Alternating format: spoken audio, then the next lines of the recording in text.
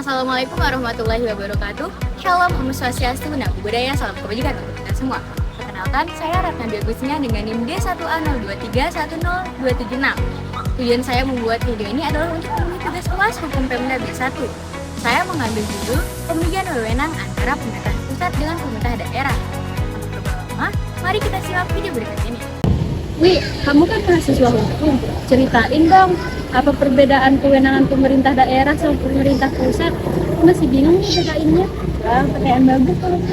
Jadi sederhananya, anggap negara kita itu sebagai rumah besar, di mana pemerintah pusat itu kayak kepala rumah tangga dari semua isi seluruh rumah tersebut, di mana dia yang mengatur tentang hubungan antar negara, ketahanan keamanan, dan juga yang bikin aturan main di seluruh rumah tersebut. Nah, sedangkan pemerintah daerah itu kayak kepala keluarga di masing-masing kamar itu, dia lebih dekat mengatur dengan kita, di mana dia mengatur kegiatan kita sehari-hari, dia mengatur jalan yang bikin sekolah, puskesmas, pokoknya ngurusin masalah yang dekat-dekat dengan lingkungan kita deh. Oh, berarti kalau pemerintah pusat itu seperti presiden, sedangkan pemerintah daerah itu kan wali kota dan gubernur gitu ya? Nah, betul banget. Tapi pembagian kekuasaannya tidak sederhana itu. Ada namanya kewenangan eksklusif dan juga kewenangan konkuren.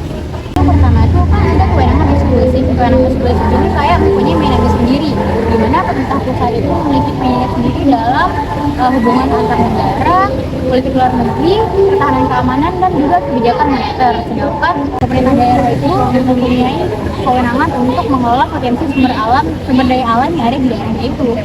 Oh, terus kewenangan konkuren itu apa? Nah, sedangkan kewenangan konkuren itu dia tuh kayak permainan bareng, di mana pemerintah pusat dan daerah itu bisa melakukan kerjasama di dalamnya. Dimana contohnya itu pemerintah pusat dia dapat membuat kurikulum nasional, sedangkan pemerintah daerah itu dia yang bangun sekolah dan juga puskesmas. Biar kamu lebih ngerti, aku kasih contoh nyata ya. Misalnya kita mau bikin jalan baru nih di kampung kita, tentunya itu kita membutuhkan izin dari pemerintah daerah. Sedangkan kalau kita mau bikin jalan tol yang lintas provinsi itu urusan pemerintah pusat. Oh, jadi ini ya, berarti meskipun kita tinggal di daerah yang berbeda, kita tetap terikat dengan kebijakan pemerintah pusat. Itu pentingnya kita harus mengetahui gimana sih bedanya wewenang pemerintah pusat sama pemerintah daerah. Jadi sekarang aku mulai paham nih tentang kewenangan, perbedaan kewenangan pemerintah pusat sama daerah. Kasih ya, Wi. Sama.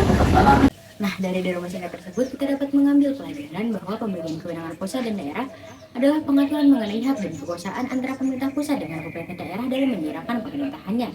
Tujuannya adalah untuk mencapai keseimbangan antara kepentingan nasional dengan kepentingan daerah dan meningkatkan efisiensi serta efektivitas dalam penyelenggaraan pemerintahannya. Dasar hukumnya yaitu ada dalam pasal 18 ayat 1. Namun di sini kita akan membahas secara garis besar dalam Undang-Undang Dasar 1945 yang meliputi satu, ada otonomi daerah, di mana daerah memiliki kewenangan yang seluas-luasnya dalam mengatur peraturan daerahnya sendiri. Yang kedua, ada desentralisasi, yaitu pengalihan wewenang dari pemerintah pusat ke pemerintah daerah. Yang ketiga yaitu ada pengalihan tugas dan wewenang dari pemerintah pusat ke pemerintah daerah namun dalam wilayah tertentu. Selanjutnya itu ada prinsip pembagian kewenangan. Ada 3 macam, yaitu ada subsidiaritas, yaitu penyelesaian urusan pemerintahan diatur sedekat mungkin dengan masyarakat. Yang kedua, ada khusus dan beragam, di mana memperhatikan kekhususan dan keberagaman masing-masing daerah. Yang ketiga yaitu adil dan selaras, yaitu hubungan keuangan antara pemerintah pusat dengan pemerintah daerah harus diatur secara adil dan selaras. Nah, di sini selanjutnya ada tujuan pembagian kewenangan. Yang pertama ada meningkatkan efisiensi dan efektivitas penyelenggaraan pemerintahan. Yang kedua, ada memberikan pelayanan yang paling baik atau yang lebih baik. Yang ketiga, yaitu mempercepat pembangunan daerah. Dan yang terakhir, yaitu meningkatkan pelayanan masyarakat dalam pembangunan. Nah, meskipun demikian, pembagian kewenangan ini juga menghadapi beberapa tantangan, seperti koordinasi antar pusat dan daerah, pembagian sumber daya yang adil, serta kapasitas dari pemerintah daerah.